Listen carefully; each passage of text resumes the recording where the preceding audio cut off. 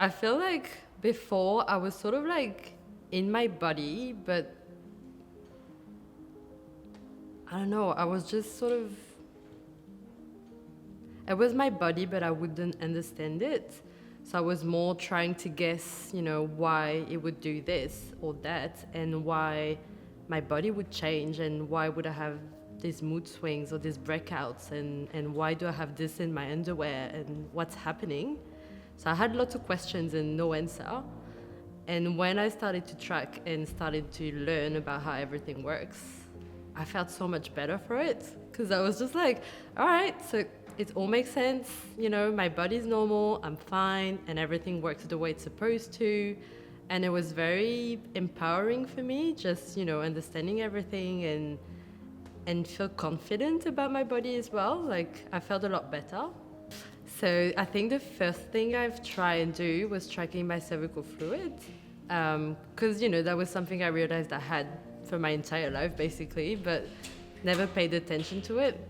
So I started tracking that, and it was actually super helpful because it changes a lot throughout your cycle, and I had no idea why. I was just like, oh, okay, today's like this, today's like that. Yeah, great. So I've learned about that, and I've learned how to use it. So sort of like knowing when, my ovulation time would come around, then it would be more like egg white consistency. And then, it tends to dry up at the end of my cycle. So basically it would help me knowing, okay, so my period's about to come, that's fine. So that was definitely super helpful. Then the second thing I've tried was, checking my cervix position. So it was definitely an experiment, and it was quite funny, and I've learned a lot. But I've just realized it wasn't super accurate for me, and it was just, I don't know, hard, and it would take time, and sometimes I just couldn't reach it, and I was like, oh, where is it gone? It was just like very weird. And then I've learned about basal body temperature.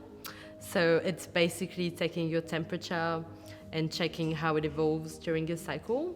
So this one, I must say, I've learned about it and I thought it was great, but I just didn't want to try, because I was like, I feel like I have to be a chemist.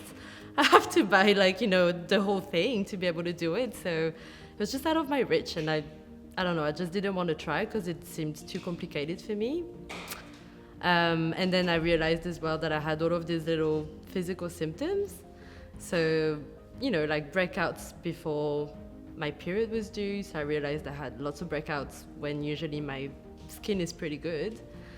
And then I had these cramps. So I was used to the cramps right before my period, but I never knew that I had cramps, when I was ovulating. And that was super weird because I could feel it, on one side or the other, being like, oh, okay, so I can feel it on my right side.